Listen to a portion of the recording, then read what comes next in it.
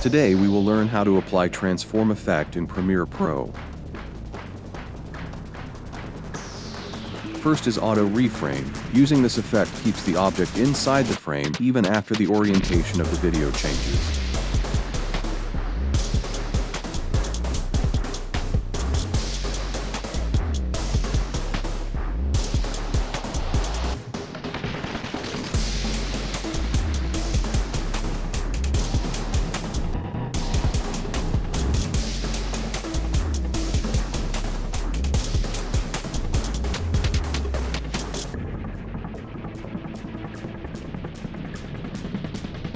Second is crop effect. With this, we can crop the video.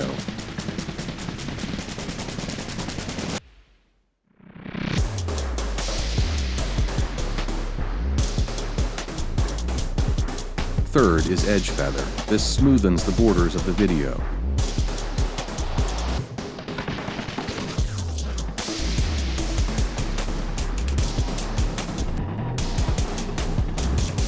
Fourth is horizontal flip. This flips the video from right to left or left to right eye. The mirror side of the video is visible.